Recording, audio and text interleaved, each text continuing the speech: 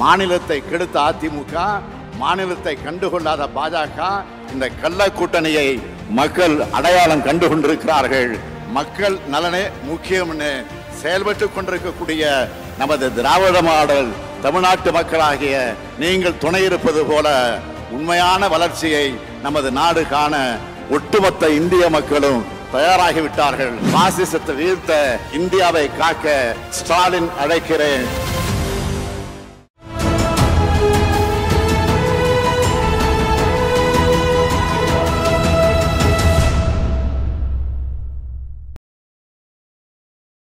தமிழர் நேயர்களுக்கு அன்பு வணக்கம். நம்முடைய மூத்த அரசியல் விமர்சகர் மருத்துவர் காந்தராஜன் இணைந்திருக்கிறார். வாருங்கள் அவரோட பேசலாம். சார் வணக்கம். தேர்தல் தேதி அறிவிக்கப்பட்டு விட்டது. 7 கட்டங்களாக இந்தியா முழுவதும் தேர்தல். தமிழ்நாட்டில் முதல் கட்டமாக, ஒரே கட்டமாக முதல் தேர்தல் எப்படி பார்க்குறீங்க? ஏப்ரல் 19 ஏதோ ஒரு இடத்துல தமிழ்நாட்டில் ஆரம்பிக்கலாம் அப்படின்னு ஆரம்பிச்சிருக்காங்க. ஏன்னா அடிக்கடி வந்துக்கிட்டு இருந்த போதே தெரியும் தமிழ்நாட்டில் தான் முதல் தேர்தல் இருக்கும் அப்படின்னு தெரிஞ்சது. அதனால தான் அதெல்லாம் தேர்தல் ஆணையம் அவர்கிட்ட கேட்டு அவர் சொன்ன தேதியில் தானே அவங்க வச்சுருக்க போகிறாங்க. தேர்தல் ஆணையம் அவங்க கையில் தானே இருக்குது. அதனால் அவங்க சொன்ன தேதியில் வச்சுருக்காங்க. அதனால தான் அவர் அடிக்கடி வர ஆரம்பித்தார்.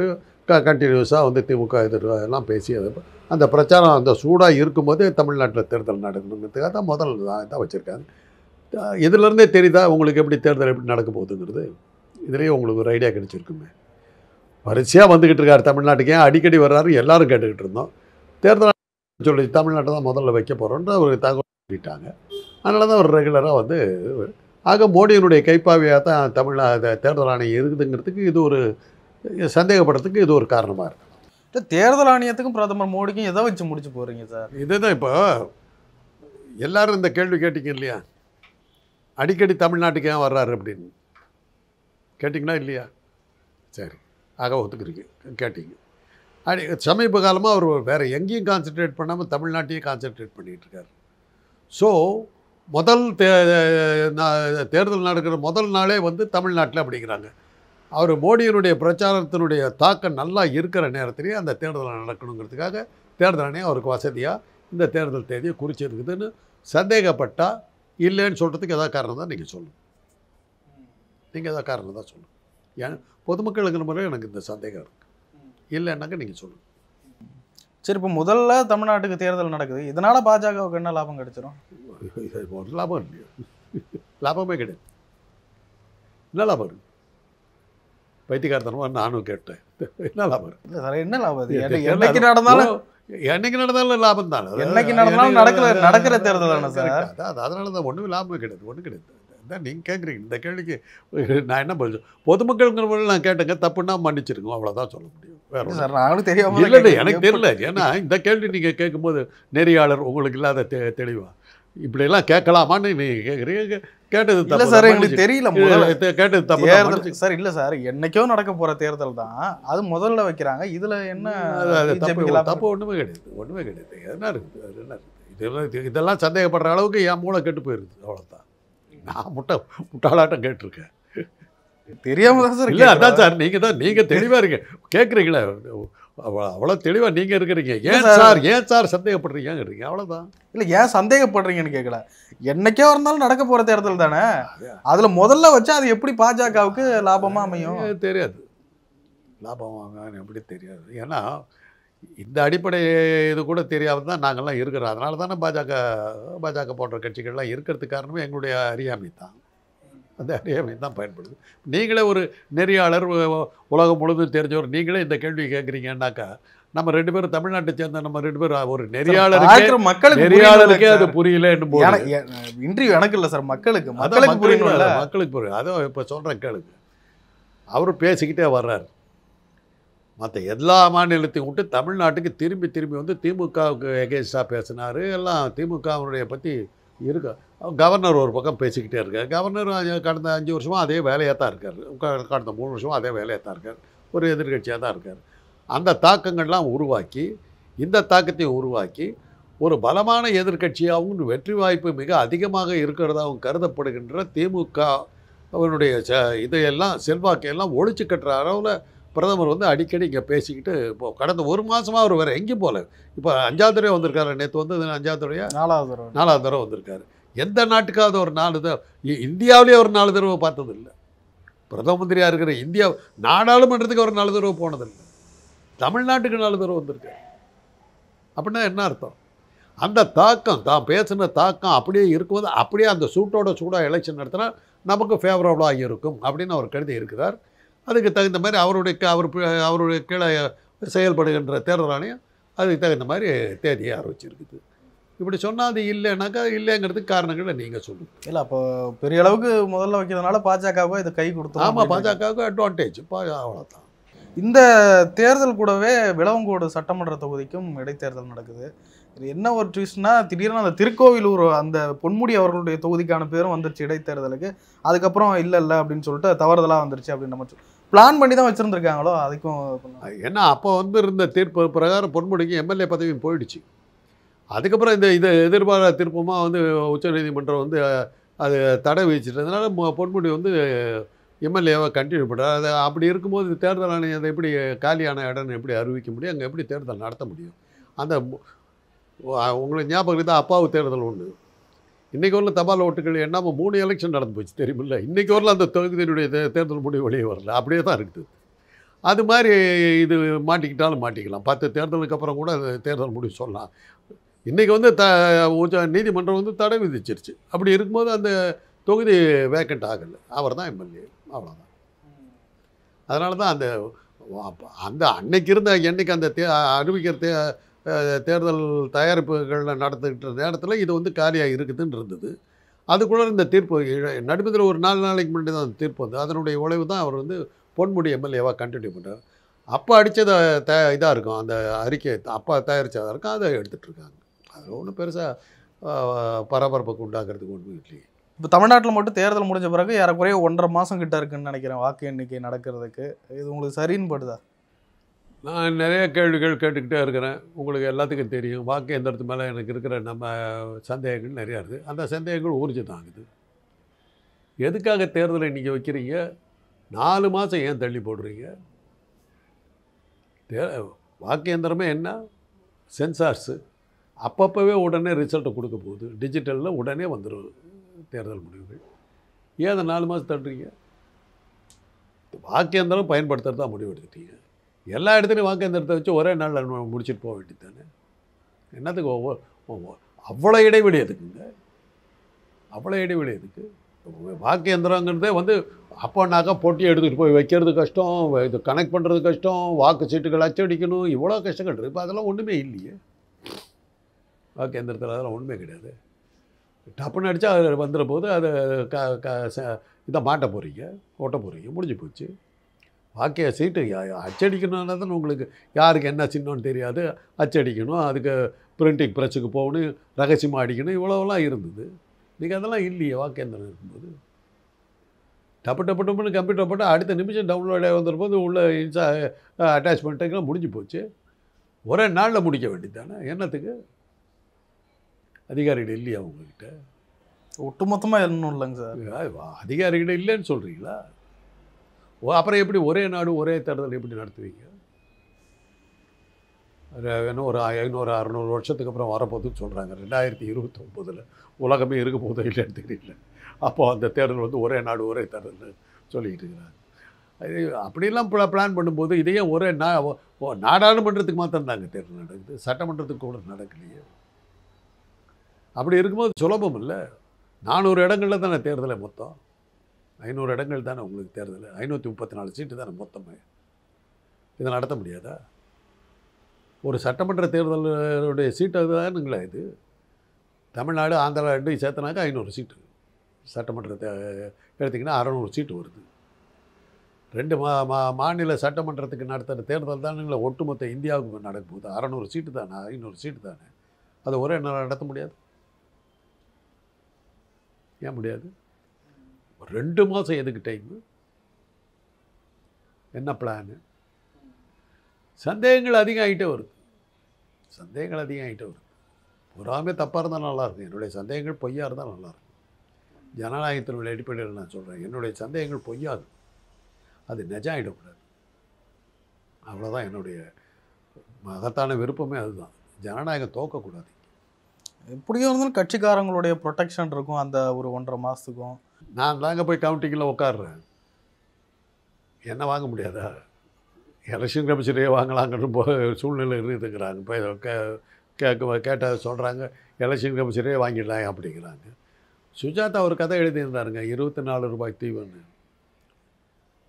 பூராமே வில்லன்கள் வந்து எப்படி ஜெயிச்சுக்கிட்டே வர்றாங்கங்கிறது தான் இது. அரசியல்வாதிகள், அதிகாரிகள் எல்லாம் கூட்டு சேர்ந்து எப்படி மக்களை ஏமாத்துறாங்கங்கிறது அந்த கதை. அதில் கடைசி அவன் எல்லா வகையிலையும் போராடி தோற்று போயிடுவான். தோற்று போயிட்டு மனசு உடைஞ்சி கிடப்பான். ஒரு பெரிய ஜட்ஜோட வீட்டில் ஒரு விழா நடக்குது. யாரெல்லாம் வந்து மக்களுக்கு விரோதியாக செயல்பட்டுக்கிட்டு இருக்காங்களோ அத்தனை விரோதிகளும் ஒன்றா சேர்ந்து அந்த ஃபங்க்ஷனில் இருக்கிறாங்க. இவன் அதில் பார்க்குறான், நீதிபதி வீட்லேயே இப்படி இருந்தாக்கா என்ன அர்த்தங்கிறான்.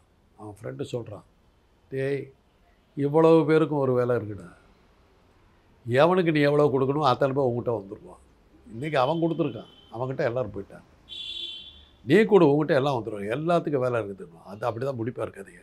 அது மாதிரி இந்த நாட்டில் ஜனநாயகங்கிறது வேலை போயிட்டுருக்குது, தேர்தலுங்கிறது வேலை போயிட்டுருக்குது.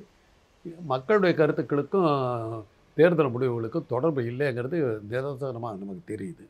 பார்ப்போம் என்ன ஆகுதுன்னு. இந்த சில நாட்களுக்கு முன்னாடி தான் 2 தேர்தல் ஆணையர்களை நியமித்திருந்தார்கள். எப்படி பார்க்குறீங்க? அதில் ஒரு தேர்தல் ஆணையர் தான் காஷ்மீருடைய ஸ்பெஷல் அந்தஸ்து இது பண்ணவர். பல்வேறு வகையான மோடியினுடைய திட்டங்களுக்கு அவர் தான் நின்று இருக்கார். அவர் தான் செக்ரட்டரியாலும் இருந்திருக்கார். அவர் தான் போட்டிருக்காங்க. எவ்வளோ ஜாக்கிரதையாக இருக்காங்க பாருங்கள். தேர்தல் ஆணையரை நியமிக்க குழு வந்து உச்சநீதிமன்றம் என்ன சொல்லுது, பிரதம மந்திரி, எதிர்க்கட்சி தலைவர், உச்சநீதிமன்ற நீதிபதி 3 பேர் சேர்ந்தா தேர்தல் ஆணையரை நியமிக்கணும் உத்தரவு போடுறாங்க. உடனடியாக நாடாளுமன்றத்தை கூட்டி அந்த தீர்ப்பை ரத்து பண்ணி உச்சநீதிமன்ற நீதிபதி தேவையில்லைன்னு சொல்லி தன்னுடைய ஆளை போட்டுக்கலான்னு சட்டத்தை உண்டாக்குறாங்க. அந்த அளவுக்கு தேர்தல் ஆணையம் ஆள் மாறினா தன்னுடைய எதிர்காலமே சூனியம் ஆகிடுங்கிற பயம் பாஜக இருக்குதுங்கிறதுக்கு இதை விட என்ன ஆதாரம் தேவை? இன்றைக்கி பார்த்தீங்கன்னா போட்டிருக்கிற ஆளை யாரை போட்டிருக்கீங்க, கரெக்டாக ஒருத்தர் ரிசைன் பண்ணுறாரு, அந்த இடத்துக்கு அவர் வர்றாரு. ஆக அந்த ஆளையும் யார் ரிசைன் பண்ணாருங்கிறதுக்கு காரணம் இந்த ஊரில் யாருக்கும் தெரியல. இவர் எப்படி உள்ளே வந்தாருங்க யாருக்கும் தெரியல. இதையும் எடுத்து கேஸ் போட்டிருக்காங்க. இந்த கேஸ் வந்து எடுத்து முடிக்கும் போது எலெக்ஷன்லாம் முடிஞ்சிட்ரும். தேர்தல் பத்திர விவகாரத்துலலாம் பாஜகவுக்கு கெட்ட பேர் இருக்குன்றாங்க. இந்த சமயத்தில் நீங்கள் சொல்கிற மாதிரி பாஜகவினுடைய ஈடுபாடு இருந்தால் இது அவங்களுக்கு கொஞ்சம் பேக் தான். கெட்ட பேரை பற்றி அவங்க கவலைப்படலிங்க. அது மோடி கேரண்டின்னு ஒரு விளம்பரம் போடுறாரு, அதை பார்த்தாவே தெரியல மோடியினுடைய கேரண்டியோ என்ன நடந்துக்குது. அவர் ஆடுற மாநிலங்களெல்லாம் பெண்கள் கற்பழிக்கப்பட்டு, சிறுமிகள்லாம் கற்பழிக்கப்பட்டு கொல்லப்படுகிறார்கள். அவ்வளோ இருக்குது. உத்தரப்பிரதேசம் பயங்கரமான ஊராக தெரியுது. ஒரு கோயிலுக்குள்ளார கற்பழித்த ஒரு பெண்ணுக்கு அந்த ஆளை கைது பண்ணாக்கா, அந்த கற்பழித்தவனை கைது பண்ணாக்கா அவர் விடுதலை பண்ணுன்னு சொல்லி ஆளுங்கட்சி எம்எல்ஏ வந்து ஊர்வலம் போன ஊர் அது. கோயிலுக்குள்ளார கற்பழிக்கிறான், அவனை வந்து விடுதலை பண்ணுன்னு சொன்ன ஊர். அப்படிப்பட்ட இதில் வந்து அவர் விளம்பரம் போடுறாரு, பெண்களுக்கு கேரண்டி அப்படிங்கிறாரு, மோடியினுடைய கேரண்டிங்கிறாரு. உலகம் முழுவதும் தெரியுது அவங்க ஆடுற மாநிலங்களில் பெண்களுக்கு பாதுகாப்பே இல்லைன்னு. பெண்களை பாதுகாப்பது மோடி தான் அப்படி சொல்லி விளம்பரம் போடுற பச்சையாக புழுகிறாரு. அதான் போட்டாங்க. ஒரு பெரிய வடக்கடை, அதில் மோடி உட்காந்து இது பண்ணிகிட்டு இருக்காரு. எவ்வளோ வடதையாக சுட்டு இது பண்ணுவோம். தினசரி பார்க்கும்போது பெண்கள் அதை பார்த்து கிண்டல் பண்ணுறாங்க. அது எப்போ போடுறாரு அந்த விளம்பரங்கள்லாம் சீரியல் டைமில் பெண்கள் பார்க்குற நேரமாக பார்த்து போடுறாரு. அந்த நேரங்களில் தான் மோடி கேரண்டிங்கிறாங்க. எந்த தொழிற்சாலையை திறந்தார் மோடி கேரண்டிக்கு? பணம் கொடுத்துட்டாங்க. விவசாயிகள் அடிபட்டு உழுந்துக்கிட்டு இருக்கான், டெல்லியில் அவர் வீட்டு முன்னாடி உழுந்துக்கிட்டு இருக்கான், விவசாயிகளுக்கு இவ்வளோ செஞ்சோன்னு விளம்பரம் போடுறாரு, மோடி கேரண்டிங்கிறாரு, பச்சையாக புழுகிறாரு. எல்லாத்துக்கும் தெரியும் இது. ஒரு பயம் நம்ப மாட்டான்னு தெரியும். இருந்தாலும் இந்த எண்ணத்தை கொடுக்குறாரு. இந்த விளம்பரங்களினால் மோடியினுடைய செல்வாக்கு உயர்ந்ததுன்னு சொல்லி அந்த தேர்தலை நியாயப்படுத்துறதுக்கு விளம்பரம் பண்ணுறாங்க. இதை வச்சு எஸ்சி ஓட்டர்ஸ் என்ன சொல்லுவாங்கன்னா, இந்த விளம்பரங்கள் மோடியினுடைய இதை பெரிதாக காட்டியது அப்படின்னு சொல்லி ஒரு கருத்து கணிப்பு போட்டு அப்புறம் அதுக்கு தகுந்த மாதிரி 4 மாதம் எங்கள் டைம், 2 மாதம் எங்கள் டைம் எடுக்கிறீங்க. அன்னைக்கு சாயந்தரமே வந்துடும்ல. 500 இடங்களில் தானே தேர்தல். 2 சட்டமன்ற 2 மாநிலங்களில் தேர்தல் நடத்த முடியாத ஒரே நாளில். இப்போ 19ஆம் தேதி தமிழ்நாட்டில் மாத்திரம்தான் தேர்தலா, வேறு மாநிலத்தில் இல்லையா? ஆக 2 மாநிலத்தில் நடத்துகிறீங்கல்ல. 19ஆம் தேதி ஒரு 5-6 மாநிலத்தில் நடத்துகிறீங்கல்ல. அப்படி நடத்தும்போது எல்லா 500 சீட்டு தானுங்களே. அது ஏங்க என்னத்துக்கு மாதக்கணக்காக ஏன் நடத்துகிறீங்க? 500 சீட்டு நடத்த முடியாத நீங்களாக வந்து ஒரே நாடு ஒரே தேர்தல் நடத்த போகிறீங்க, ஒரே தேதி ஒரே தேர்தல் நடத்த போகிறீங்க. எப்படி முடியும் அப்போது? சார், இந்த தேர்தல் பத்திர விவகாரங்களை எல்லாம் தேர்தல் ஆணையம் நெட்டில் வெளியிட்டுட்டாங்க, எப்படி பார்க்குறீங்க? இதில் வெளியானது என்னன்னாக்கா, தேர்தல் பத்திரத்தை பற்றி நான் கவலைப்படல. ஏன்னா அது இந்த நாடு மாத்திரம் இல்லை, உலகம் முழுவதிலும் ஜனநாயகம் இருக்கிற இடத்துல வந்து பெரிய கம்பெனிகள் வந்து யார் ஜெயிக்கிறாங்களோ அவங்களுக்கு காசு கொடுக்கறதுக்கு வந்து எல்லா இடத்துலையுமே உள்ளது தான். இந்தியாவில் மாத்திரம் இல்லை. ஆளுங்க 2-3 வகையில் பணம் இது பண்ணுவாங்க. எனக்குன்னு பிடிச்ச ஒரு கட்சி இருக்கும். நான் ஒரு பெரிய தொழிலதிபர், எனக்குன்னு பிடிச்ச கட்சி இருக்கும், அவங்களுக்கு நான் கொடுத்துருவேன். ஆனால் அவங்க ஜெயிப்பாங்களா மாட்டாங்களான்னு ஒரு சந்தேகம் வரும்போது யார் ஜெயிப்பாங்களோ அவங்களுக்கு நான் ஒரு அமௌண்ட்டை கொடுத்துருவேன். அது ஒரு வகையான தொழிலதிபர்கள். இன்னொரு தொழிலதிபர்கள் என்ன பண்ணுவாங்கன்னா, இவங்க தான் ஜெயிக்கணும்னு முடிவெடுப்பாங்க, அவங்களுக்கு மாத்திரமே கொடுப்பாங்க. அது ஒரு இது. இன்னொரு தொழிலதிபர்கள் வந்து ஜெயிக்கிறவர்கள் வெயிட் பண்ணுவாங்க, ஜெயிச்சதுக்கு வர அவங்களுக்கு காசு கொடுத்துருவாங்க. நீங்கள் தேர்தலே நீங்கள் எல்லாம் உலகம் முழுவதில் நீங்கள் பார்த்தீங்கன்னா, தேர்தலுக்கு முன்னாடி இருக்கிற தொண்டர்கள் வந்து தேர்தலுக்கு பிறகு அவங்கள பார்க்கவே முடியாது. அவன் உயிரை கொடுத்து எல்லா வேலையும் செய்வான். தேர்தலில் நான் வெற்றி அடைஞ்சிட்டதுக்கு பிறகு அந்த தொண்டரை நான் பார்க்கவே மாட்டேன். அதுக்கப்புறம் என்னை சுற்றி இருக்கவங்க பூரா இந்த தொழிலதிபர்கள் தான் உட்காந்துருப்பாங்க. ஜெயித்தோடனே அவங்க தான் வந்து வந்துடுவாங்க. ஜெயிக்கிறவர்கள் தான் நீங்கள் தொண்டர்கள், ஜெயிச்சப்பறம் அவங்க தான் வருவாங்க. ஆனால் இந்த பத்திரத்தின் மூலமாக பாஜக சம்பாரிச்சதுன்னா அவங்க ஜெயிப்பாங்கங்கிற நம்பிக்கையில் கொடுக்குறாங்க. ரெண்டாவது அவங்க வந்து என்ஃபோர்ஸ்மெண்ட் டைரக்டரேட் அவங்க கையில் வச்சுருக்காங்க, அமலாக்கத்துறை கையில் வச்சுட்டு மிரட்டி வாங்கியிருக்காங்கங்கிறது இதில் வெளிப்படையாக தெரியுது. அது போக அவங்களுக்கு ஆதரவாக இருக்கிறவங்க இருக்கிறாங்க, அவங்களும் கொடுத்துருப்பாங்க. இதில் வந்து நான் எந்த சந்தேகம் படல. இல்லை சார், அதில் என்ன சந்தேகத்தை கிளப்புறாங்கன்னா, பல நிறுவனங்களுக்கு ரைடு போன காலகட்டத்தில் தான் அந்த நிறுவனங்கள் அதிக. ஆமாம், அதுதான் அந்த என்ஃபோர்ஸ்மெண்ட் டைரக்டரேட் அவங்க கையில் இருக்கிறதுனால நேச்சுரலி அவங்களுக்கு தான் அவங்க கொடுப்பாங்க. அதில் என்ன ஆச்சரியம் இருக்குது? இப்போ என்கிட்ட நான் வந்து ஆளுங்கட்சியாக இருந்தாக்க நான் அதே தான் நானும் செய்ய போகிறேன். இது எல்லோரும் செய்கிறதா, அது வந்து அது இயல்பாக நடக்கிறதா. என்னைக்கு வந்து ஜனநாயகம், தேர்தல், வாக்கு முறை அப்படின்னு சொல்கிறீங்களோ அன்றைக்கே வந்து காசுங்கிறது வந்துடுது.